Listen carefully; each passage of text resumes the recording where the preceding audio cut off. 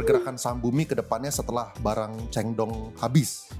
Bumi itu sebenarnya kan bisa dibilang free float paling gede. Shareholder 500.000, hampir 400.000 berapa. Ya kan, is a real free float. Oktober berbeli. Oktober November lah, lihat. Oh ya, ini kok tak baca ternyata tambah serem ya. 38 lah, 26 lah.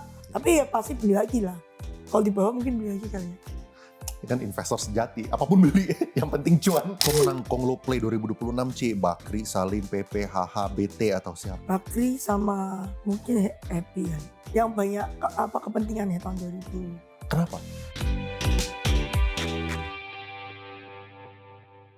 Nah ini gue pengen ngomongin ini ya Ci, soalnya kan walaupun Cici stance-nya itu wait and see untuk yang saham-saham Konglo dengan yang story-story MSCI ini atau yang ya mereka kalau misalnya masuk MSCI itu good inilah bukan yang mereka hunting utama gitu. Tapi banyak juga retail-retail itu yang punya posisi di sana. Gitu. Pasti lah, soal tahun lalu cuan semua. Iya, tahun lalu cuan semua dan mereka nggak haki. Feel good factor. Ya kan nggak ya waktu turun ya mereka ikutan turun dan mungkin sampai sekarang masih hold atau bahkan nambah posisi gitu kan. Makanya ada beberapa pertanyaan ini nomor 1 pengen tahu pendapat Cici. PTRO dan Ratu apa menariknya? Menurut Cici kayak gimana? Not this year. I think this year saham-saham PP bakal lebih Kenapa? santai. Karena gua rasa dia nggak ada kepentingan juga, tahun ini nggak ada right issue ya. Yang Ratu mungkin ada, tapi Petro kayak nggak ada right issue lagi deh. Not sure. Seingatku nggak ada. Ada nggak ya, tunggu. Harusnya nggak ada. Dulu kan Pak PP juga ya tahun Dulu lalu lah ya. akuisisi, kan tahun lalu banyak akuisisi ya. Tahun ini kayaknya nggak ada sih. Not that I know of, mesti tanya lagi sih. Seingatku nggak ada. Tahun lalu kan juga rumor-rumornya adalah ya ada sahamnya Pak PP lagi yang mau IPO, dia idola lah segala macam. This year lebih tunggu semua.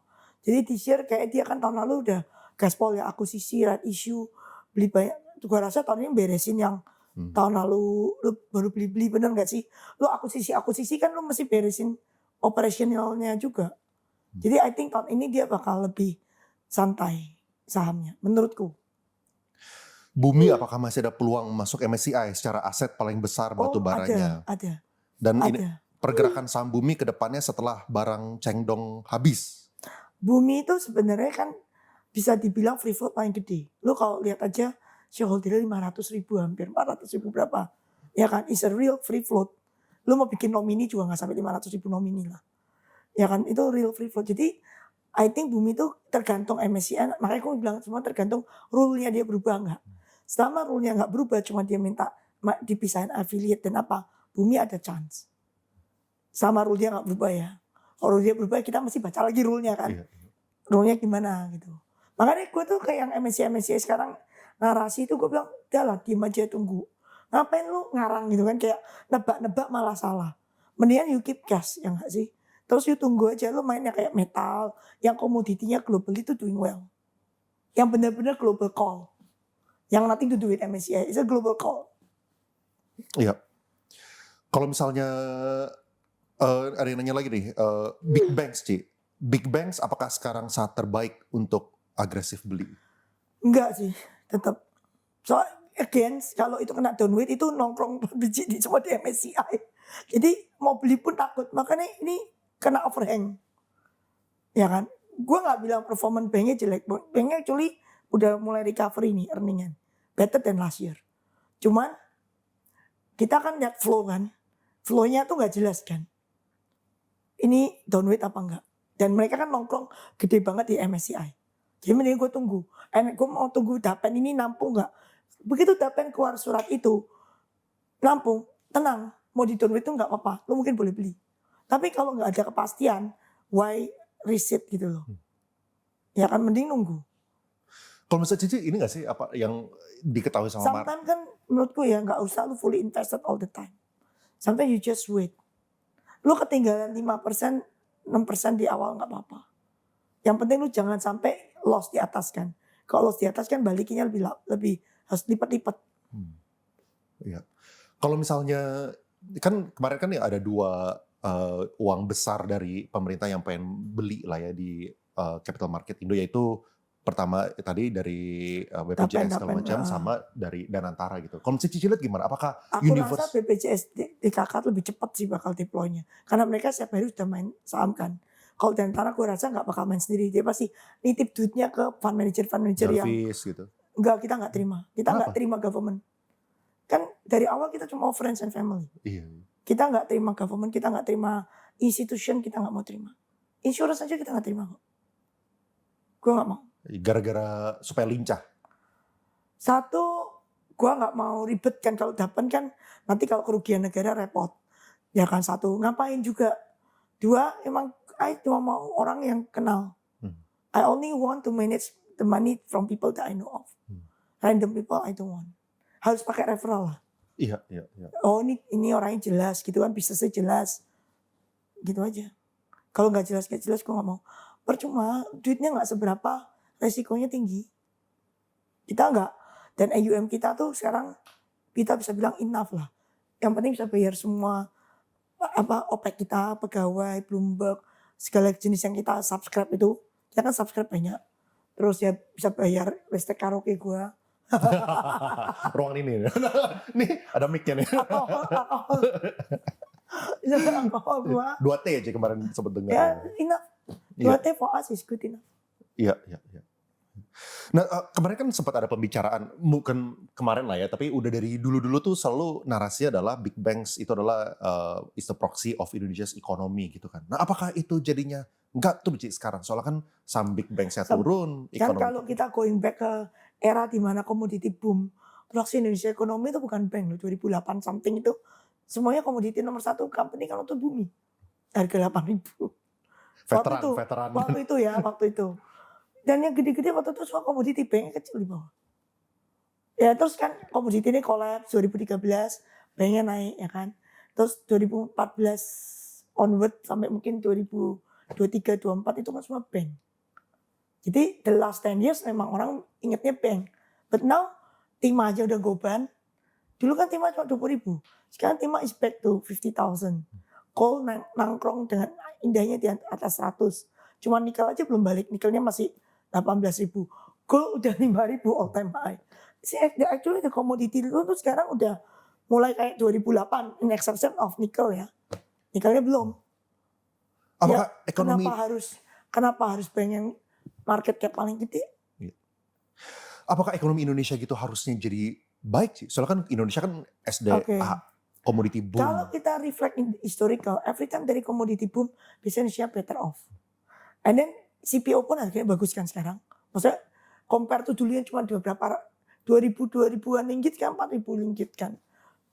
Ringgitnya naik lagi. Jadi actually kita tuh not bad. Jadi ya questionnya tuh kenapa trade balance kita udah 5 tahun positif terus, kok ekonomi di bawah ini nggak bagus gitu loh. Alasannya? Judul. Terus ya mungkin aku rasa nomor 1 judul sih. Soalnya yang judul kan yang main bawah. Kok middle up langsung di stock market aja gitu. Bitcoin, crypto. Maksudnya kita kalau mau judi gitu kan, Bitcoin aja, crypto kan judinya lebih gila. Bisa leverage, bisa kena likuidasi in minute. Tapi yang kemarin yang Thailand lawan negara Kamboja kan. Ya makanya katanya judulnya udah turun 50% katanya. Apakah jadi harusnya berkurang? People say berkurang. Which is I'm quite happy gitu.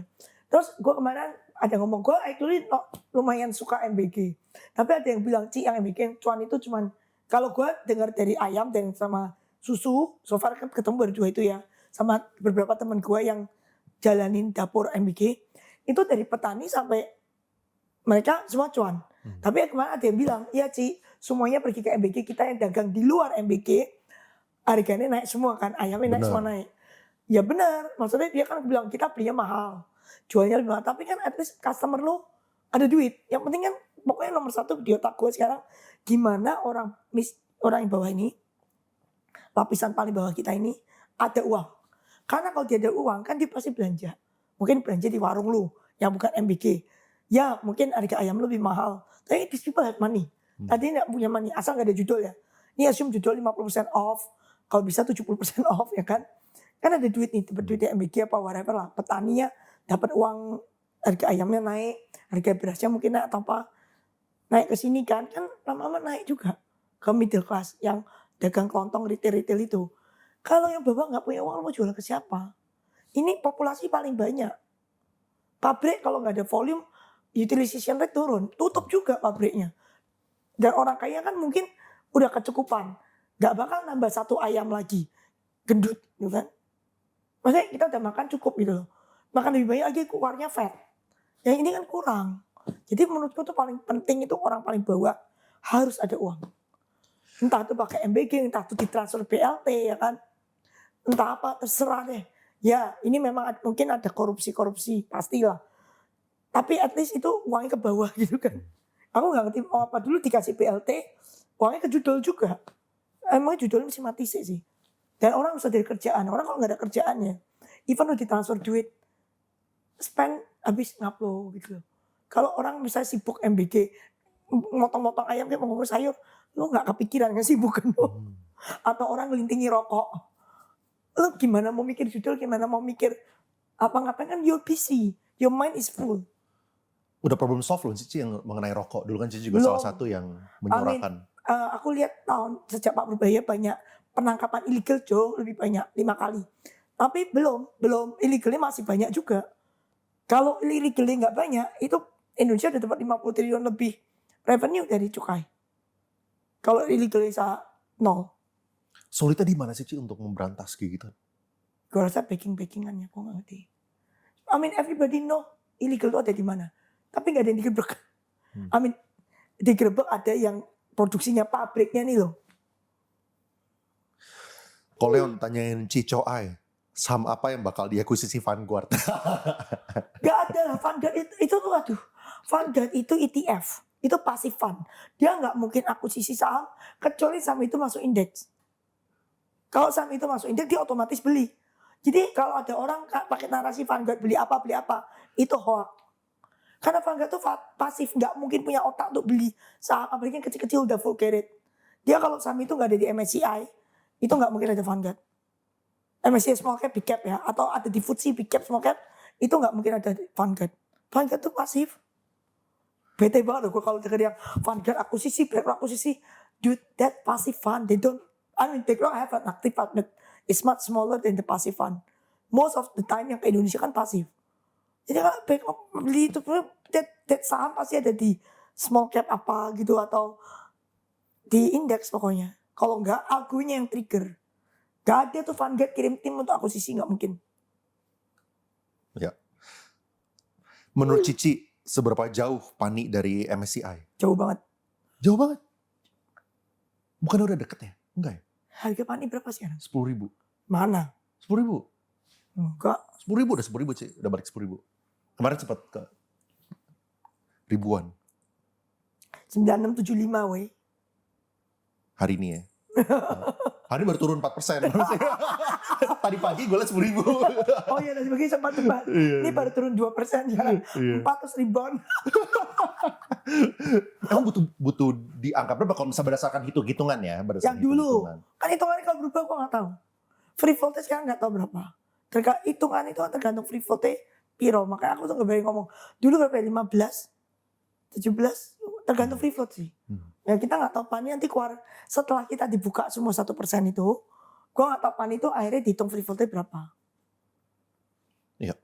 Kenapa nggak ada IPO udah 70 hari semenjak Supa listing sampai tanggal 24 Februari ini kayaknya IPO hunter nih yang nanya nih. Dia nungguin mau nebeng IPO mana lagi.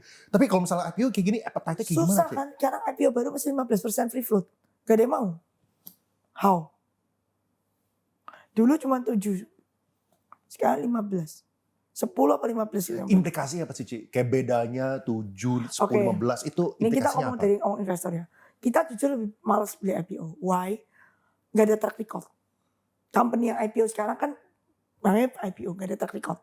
Terus harga biasa kan juga gak murah-murah amat kan. Maksudnya we don't want to take the risk to buy something yang gak ada track record. Kita tuh mendingan lu IPO sih. Ya kan, gue lihat deh. Abis IPO 1 tahun lu deliver gak janji net profit, revenue lu yang waktu IPO kan punya forecast nih. Lu hit or miss forecast lu. Kalau misal beat, ya udah lu placement kasih gue beli. Tapi kalau lu miss, maaf ya, ternyata lu janji IPO lu hoax gitu kan. Ya gue gak usah beli, tapi kan gue gak risk my money kejebur di IPO. Terus kedua, kita gak tahu likuiditas after IPO gimana. Lu beli baik-baik manis-manis, tau habis IPO sepi, kagak ada bid, kagak ada offer. Kita fun. Kalau kita kena redemption kita mesti jual. Gak ada bid, gak ada offer kan resiko buat kita. Jadi udah mendingan lu do your homework 1 year. Gue lihat likuiditas lu selama setahun gimana. Ya kan, siapa yang beli barang lu, retail, foreign atau gimana. Profit lu hit apa enggak. Lu ngupdate kita gimana. Rajin gak, atau IR-nya ganti-ganti terus gitu kan. Ya kan, terus sekarang kan banyak IPO yang udah terima duit, tutup tokonya, hoax, kabur, gak jelas gitu kan. Terus tahu-tahu delisting, tahu-tahu dibeli cangkang. Ya mending gue tunggu. Gue udah lama gak ikut IPO kok. Even Sumpah kita gak ikut. Kita tunggu aja, kalau suka nanti kita listen, kita beli aja. Mungkin we miss. Tapi ya gak apa-apa, daripada risk. Kalau misalnya tahun 2025 lah ya kan, gue inget tuh kayaknya banyak banget retail participation yang masuk ke saham-saham IPO itu dan mereka bisa dapetin cuan lah. Mereka dapatnya beggar walaupun dapatnya 0,sekian%. Tapi ya mereka suka screenshotnya Ci yang penting. Dan kalau misalnya lu belinya sebenarnya 1 lot 2 lot dapatnya 100% alokasi gitu kan. Nah pertanyaannya adalah dengan kita ningkatin tadi tuh kayak dari free floatnya dari 7% dari jadi 15%. Apakah itu gameplay jadi beda Ci? Jadi mereka harusnya udah gak bisa expect lagi nih. Kayak yang arah-arah gitu udah gak bisa udah lagi. Udah gak bisa. Boro-boro. Gue rasa kan IPO juga diketatin. Kemarin kan banyak yang bisa komplain kan IPO-nya banyak busuk-busuk gitu kan. Jadi gue rasa IPO juga lebih ketat sekarang. Bagus. Jadi yang masuk tuh kualitas, bukan kuantitas. Kita gak butuh kuantitas, kalau kita butuh kualitas. Sebenarnya ya lo mau saham beggar gak usah tunggu IPO kan. Lo cuma dapetnya seiplik kan. Lo mendingan beli yang liquid di market. Mungkin lo gak dapat beggar, lo dapat 30%. Tapi kan lo bisa beli gede. Pokoknya yang penting kan nominal cuannya piro. Bukan screenshotnya lo ya. Percentage kalau cuma dapat 2 lot gitu ya gak ada guna. Bayar nasi goreng aja gak bisa. Yang penting kan lu cuan duit berapa. Karena when you spend nasi goreng harganya 100 ribu kan nasi goreng itu kan misalnya. Kita ngomong wagyu deh nasi gorengnya. Lu cuan 100 ribu cuma nasi goreng. Tapi kalau lu beli misalnya 100 juta cuan 20%. 20 juta. Dapat nasi goreng sak gerobak-gerobaknya gitu kan. Tapi kan kalau 1 lot 200% jadi multi-bagger investor Ci. On duit 100 ribu gitu kan. On duitnya cuma 1 juta. Cuan 1 juta. Gak bocai, mending nominal. Toh kita tambah kaya bukan dilihat lu berapa persen cuan. Duit lu berapa sekarang ya enggak? Betul, setuju. Apakah 2026 harga batu bara akan naik diiringi semua emiten terkait? 2026 naik karena RKAP ini kan di-cut. Supply cut pasti harga naik. Ini gue dengar aja setiap minggu ICI Price sudah merangkak naik. Jadi ya harusnya naik kalau supply-nya benar di-cut ya. Pemenang Konglo Play 2026 Ci, Bakri, Salim, PP, HH, BT atau siapa? Bakri kayaknya. Bukan BT, kan komoditas. Bakri sama apa mungkin Happy kali. Yang banyak kepentingannya tahun 2000. Kenapa? Happy kayak banyak akuisisi. Banyak mau corporate action kalau dengar ya. Semuanya corporate action. Nah ini beli ini. Ya kayak PP tahun 2025 lah. Bakri juga corporate action. Beli ini. Lo lihat aja yang banyak corporate action. Yang kalau nggak corporate action sahamnya pasti kayak tidur gitu kan. Gak ada excitement. Right? Ya dua ini banyak corporate action sahamku. Tapi kalau misalnya dicilin ya, misalnya kayak saham misalnya kayak Bumi gitu misalnya. Bumi itu terakhir gue lihat, tergantung kita lihatnya dari tanggal berapa ya. Tapi misalnya dari bulan Desember sampai bulan Januari gitu, retail tuh pembeli terbesar. Average mereka 360 lah. Karena sekarang Bumi misalnya 280, Retail, tapi 270. retail gajah itu. Masa sih bukan dari 500.000 SID? Soalnya yang bisa beli gede banget kan pasti gajah. Iya. Kalau enggak mungkin beli segede itu. Nah, makanya pertanyaan adalah kalau misalnya kita ngomongin dari flow atau dari kayak gitu, apakah ada orang yang tertarik buat punya kepentingan buat dorong harganya ke atas? Bumi itu soalnya harusnya profitnya bisa bagus. Dan dia kan banyak akuisisi emas, akuisisi cooking coal, nanti akuisisi macam-macam kan. Jadi harusnya secara fundamental not bad. Dan rame kan, maksudnya ini natural flow ya. Kalau Bumi gak mungkin ada goreng gimana lah. 500.000 shareholder. Dan itu kalau MSCI-nya benar, itu MSCI yang kandidat terkuat masuk ya dia. Actually kemarin harus sudah masuk kalau kita nggak kena semprit.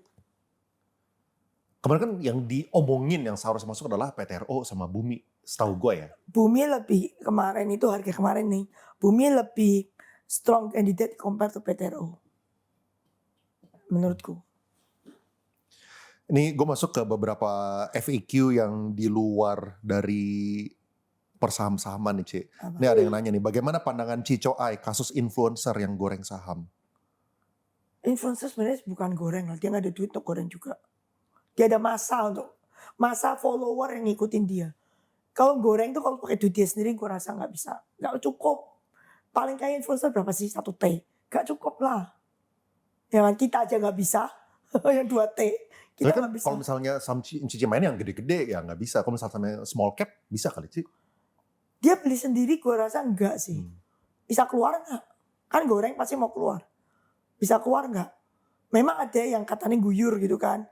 Ya tapi itu kan kecil banget, mau cuan berapa? Influencer mungkin ngepom-pom iya. Kayak promosi lah. Kayak apa bedanya lu bintang film promosi Aqua gitu. Sama aja. Cuma Aquanya ini saham gitu kan. Dulu kan ada tuh bintang film ngomongin saham. Oh ada ya? Ada. Siapa ya waktu itu ya? Kayak movie star komen tentang saham. Ada lu Google aja. Apa beda nih? Terus di stop kan sama si itu tuh OJK apa PJ ngomong kalau nggak kompeten nggak boleh ngomongin saham. Saya waktu itu banyak influencer kayak kok ngomongin influencer, movie star gitu bintang-bintang itu ngomongin saham. Ya kan terus ada juga ustadz ngomongin saham. Ya toh? Ya itu influencer apa enggak gue tanya. Sebenarnya nggak punya license juga.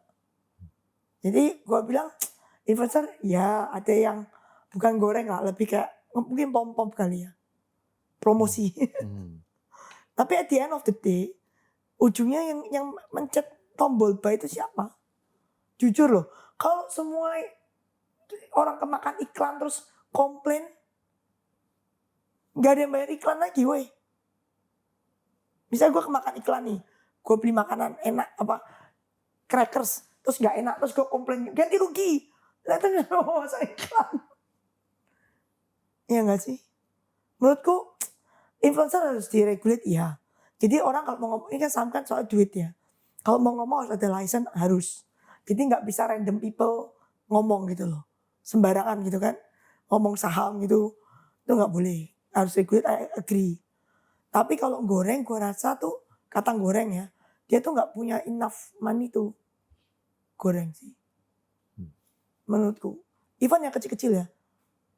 Goreng tuh, narik mungkin 1-2 angka lah. Habis itu dia jualan.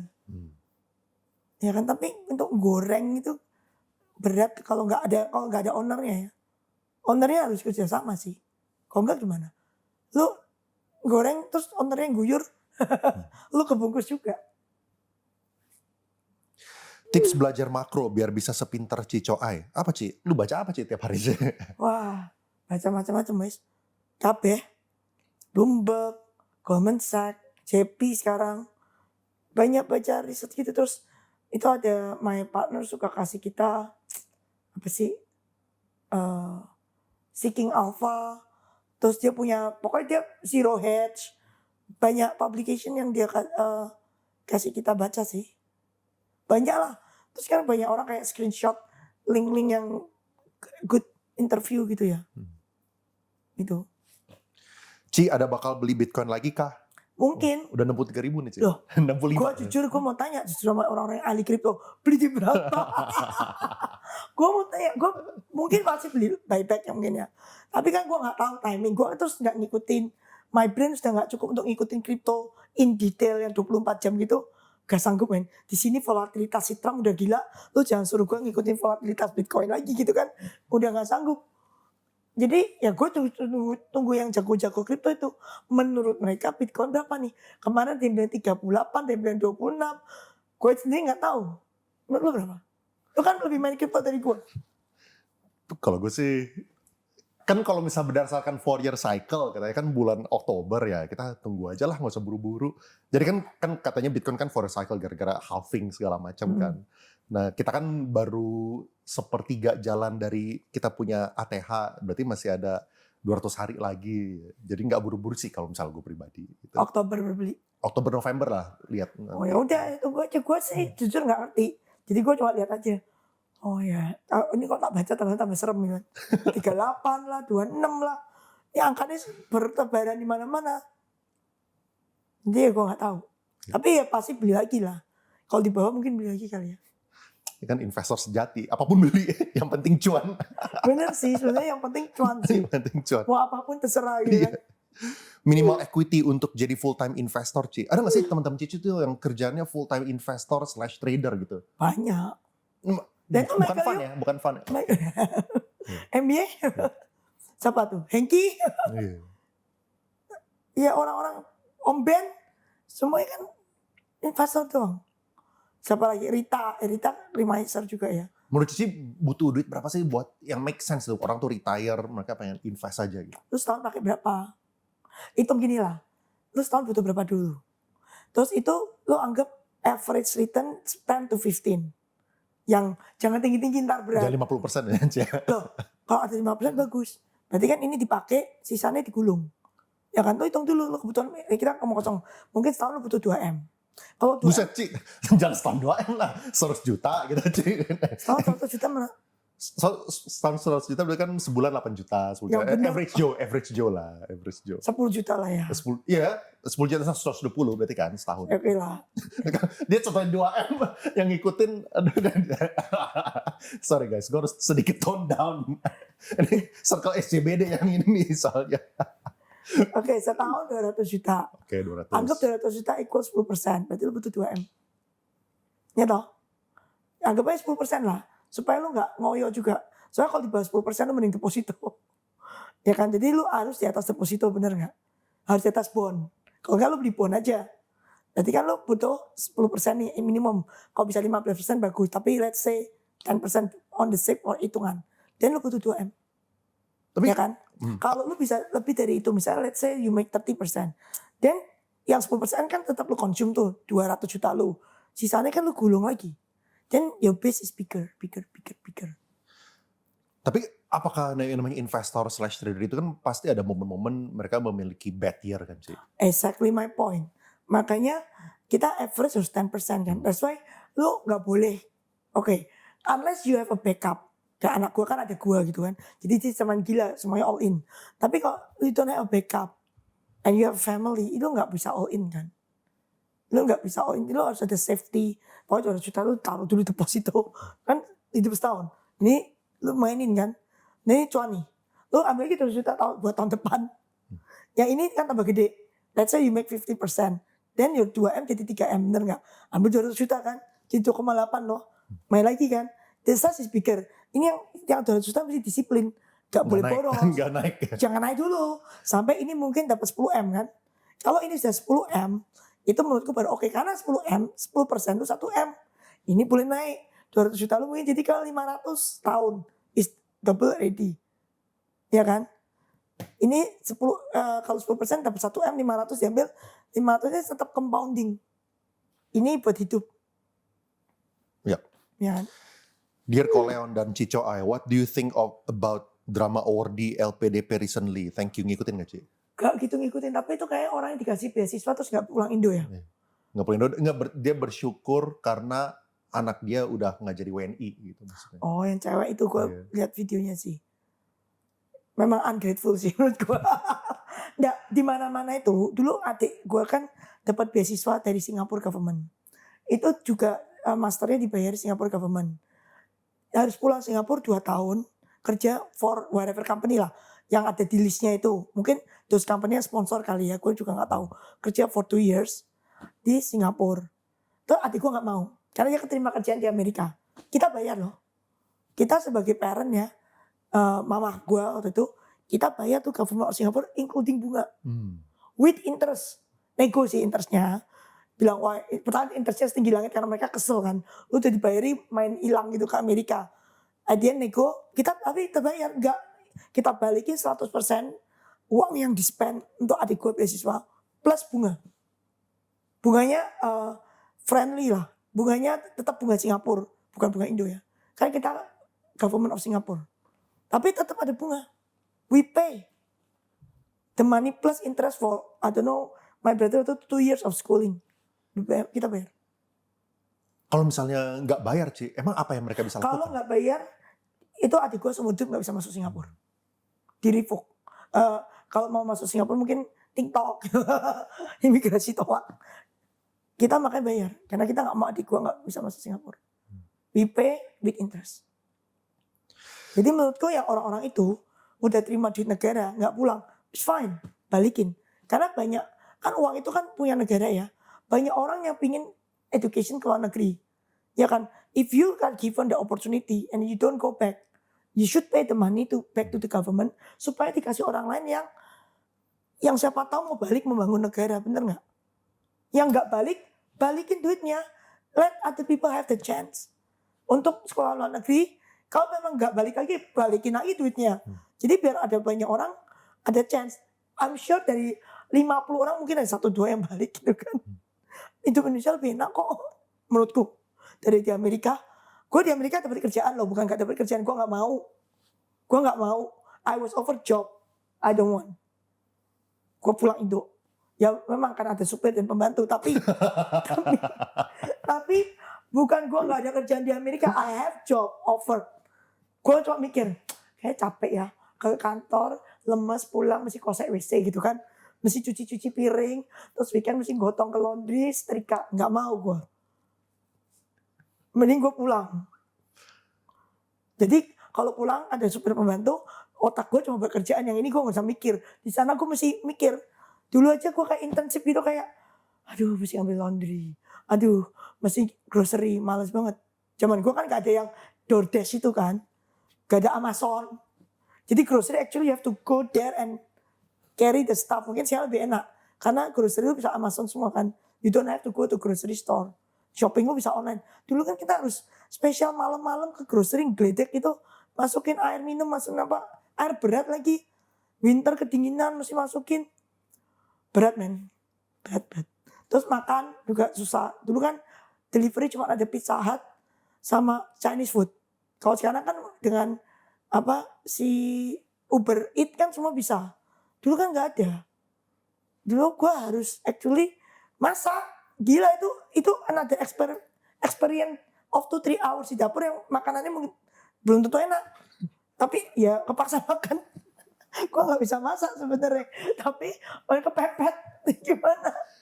Tapi apakah opportunity untuk memiliki kehidupan lebih baik di Indonesia dibandingkan di US itu cuma berlaku untuk pengusaha, Ci? Menurut Cici kayak gimana? Kalau misalnya karir kan ya. Gue tanya deh, orang kayak MBA sama Hengki di Amerika bisa survive gak?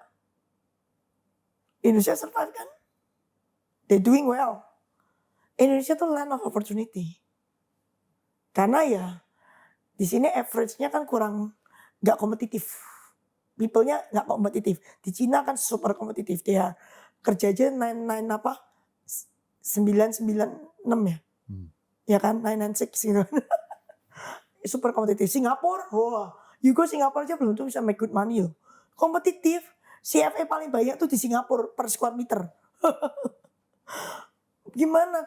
You don't have edge. But Indonesia, lulusan kita tuh yang lulusan mahasiswa aja berapa? Ya, yang lulusan S1 aja yang terakhir gue lihat less than 6% kalau nggak salah seluruh Indonesia ya. If you are that 6%, you already a privilege. Ya kan? Masa lu nggak bisa survive sih? If you already given nanti S1, ya kan? Yang nggak lulus S1 aja banyak yang survive kok.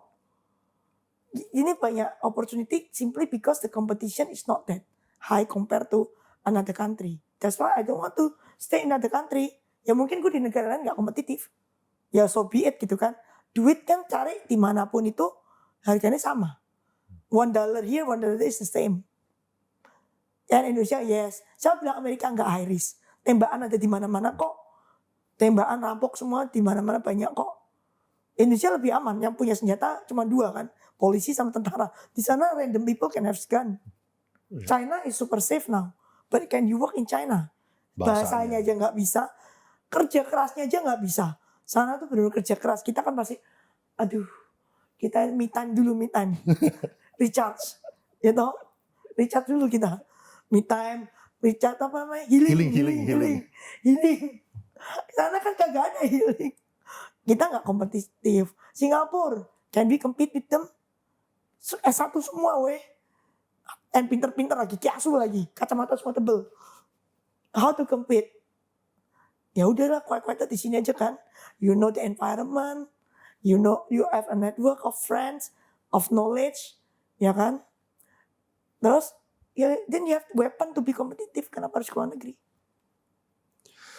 Ci, kalau balik ke usia 30-40 dan ngulang dari nol, tapi di market sekarang, bakal ngapain sih? 30 tuh gue berbalik-balik ke market loh. Kan gue lulus 20. Gue kerja sampai 98 tuh berarti gue umur berapa ya?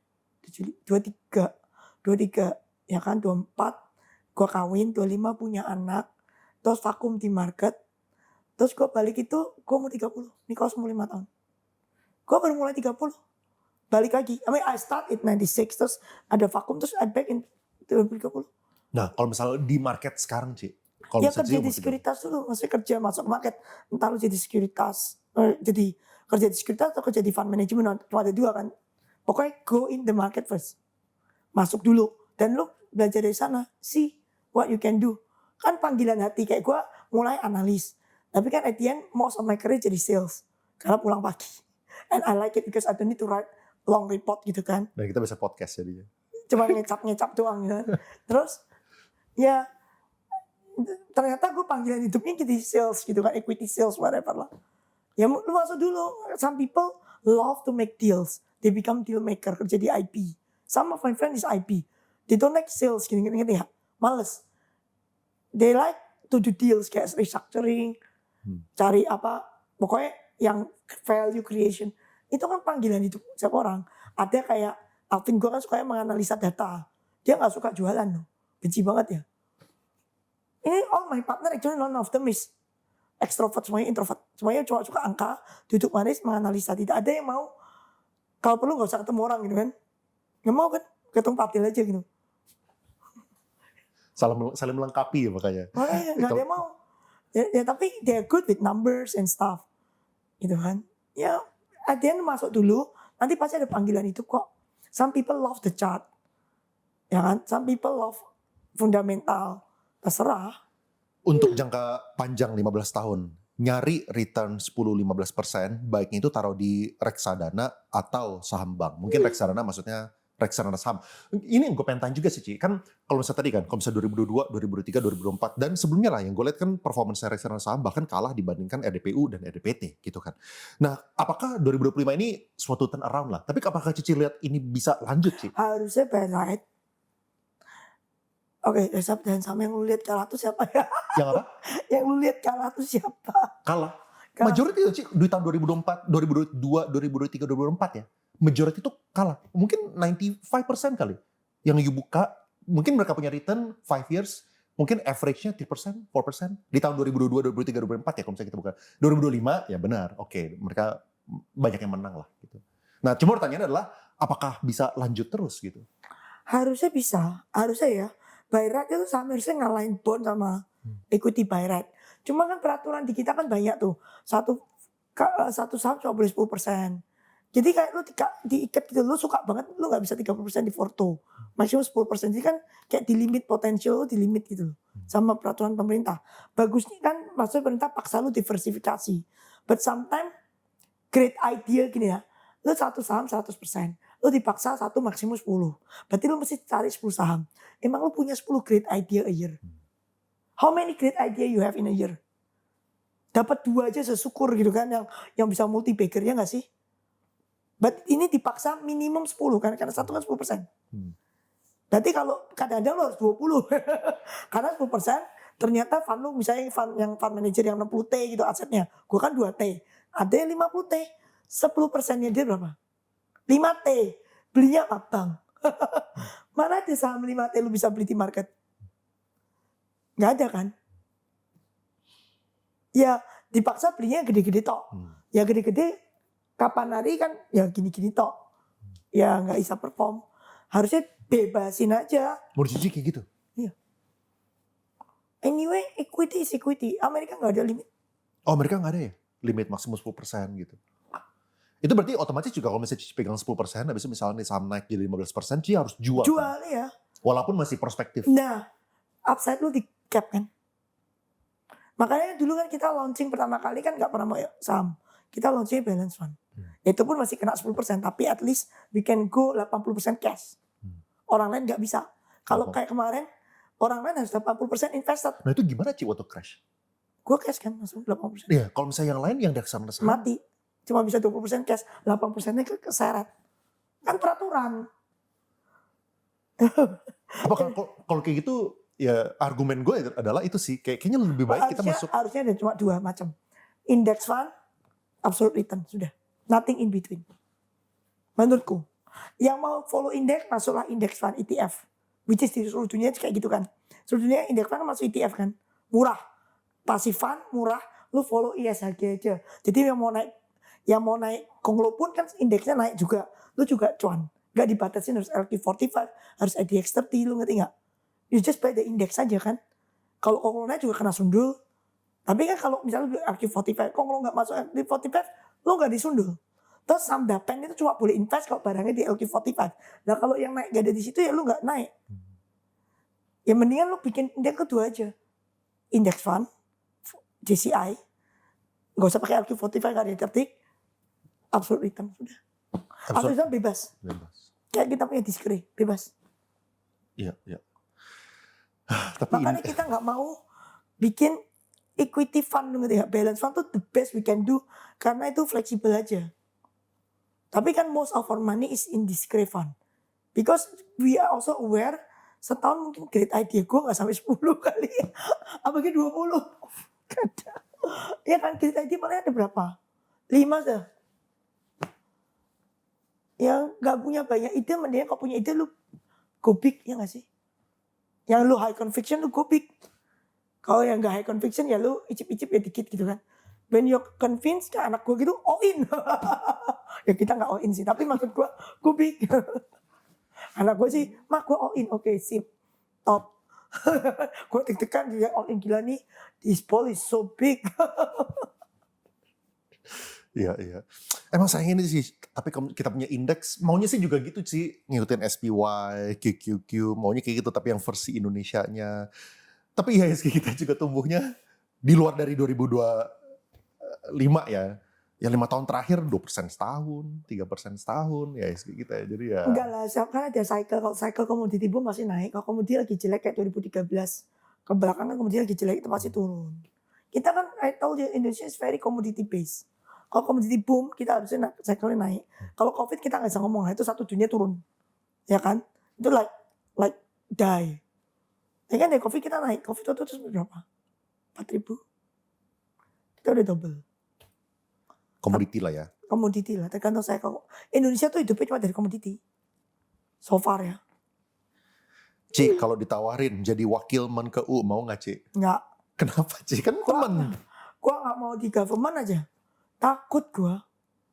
Gua mendingan hidup tenang, damai, ya kan. Lu lihat ya, gue gak even nanti kayak podcast. Kalau gue podcast gini kan selalu harus ada orang tanya gue jawab. Gue gak bisa lah yang sendirian kayak ngomong-ngomong gak jelas gitu sendiri, gak bisa. Gue gak pengen jadi kayak influencer, gue gak mau. Hidup gue cuma mau tenang, lu tanya gue jawab.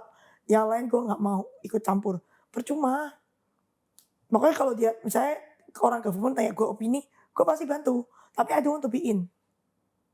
Resiko. Hidup gue mau tenang aja.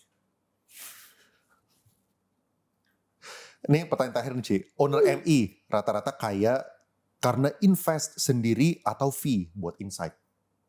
Wah, owner MI itu Indonesia yang benar-benar ownernya orang Indo itu kan gak banyak. Yang lain kan banyak asingan. Asing own. Kalau yang nama Indonesia, maksudnya owner orang Indonesia nih, on average ya, itu biasanya mereka sukses investment sendiri baru berani buka. Kalau nggak siapa mau kasih duit ke mereka? Mereka nggak punya nama asing kok. Nggak punya nama yang di belakang itu loh. Mereka harus dikenal sebagai orang yang udah jago dulu. Make your own money, baru orang titip duit ke lo, bener nggak? Rata-rata gitu, lo coba cek. Yang nama-nama lokal itu rata-rata begitu. Kalau yang asing kan is a system. Mungkin ada orang juga yang nanya, kalau misalnya udah jago muterin duit sendiri, kenapa sih dia pengen buka fund? Kalau kita awal-awal itu kita kan perlu aset yang gede. Kayak kita leverage aja kan, leverage tapi nggak leverage. Ya kan, we have our money tapi our money not big enough. Kalau leverage dan kita kan profit sharing. Jadi when we do well, client give us profit sharing to make our asset base gede. Kan duit kita masukin lagi ke Jarvis. Jadi eventually Jarvis nanti 100% duit kita. Ya nggak 100%, ada teman-teman baik gue yang masih gue keep. Tapi eventually Jarvis harusnya, my goal is more than 80% is our own money. Makanya gue tuh nggak gitu cari AUM gitu-gitu. Kayak kalau nggak kenal males Ngapain? Gue nggak mau gede-gede amat. Gue cuma mau gue profitable, client profitable, everybody happy. Gue dapat profit sharing, uangnya gue masukin ke fundnya kita sendiri. Buat kita lebih aman. Kalau duit sendiri kan gak ada redemption. Ya kan? Pembiayaan ini semua aman. Jadi uangnya masukin lagi. All dividend kan harus invest 3 tahun anyway. Masukin kita punya KPT. Jadi kita masukin semua duit kita ke dalam Jarvis. Trade with client sama. Kita beli apa, itu sama klien sama. Kan kita juga buka fund di dalam. Jadi we are exactly the same with client. Kita nggak ada yang kita beli, klien nggak ada, gitu nggak ada. Kalau klien beli kita nggak ada, semua sama. Ya tujuannya memang eventually kita nggak mau terima duit lagi. Cuman orang-orang yang sudah masuk aja. Yang nggak masuk ya sudah nggak mau. Ngapain itu resiko? If you have enough capital to maintain all the facility and the Bloomberg, and itu kan duit semua kan, Bloomberg back office. Terus kita subscribe banyak banget, kita subscribe banyak dah. Subscribe kita tuh sekali subscribe setahun 500 juta ini, 500 juta itu, 300 juta ini banyak. Itu kan perlu biaya. When you have enough our own money to support that, we don't need other people money. Emang gak mau. Ya, dan juga mungkin ini ya kali ya, waktu market crash. Kalau lu kerja tok be orang kan lu bonus dan gajian. Ya beda, mereka butuh AUM gede. Kan kalau AUM gede kan dapat revenue banyak, gaji lu gede, profit gede, mereka kan nggak profit sharing soalnya. Jadi mereka harus butuh big AUM. Ya. So kalau misalnya yang management fee itu maksudnya making money atau tidak tetap dapat gitu maksudnya. Ya. Thank you so much Ci for the time, appreciate it. Thank you Ci.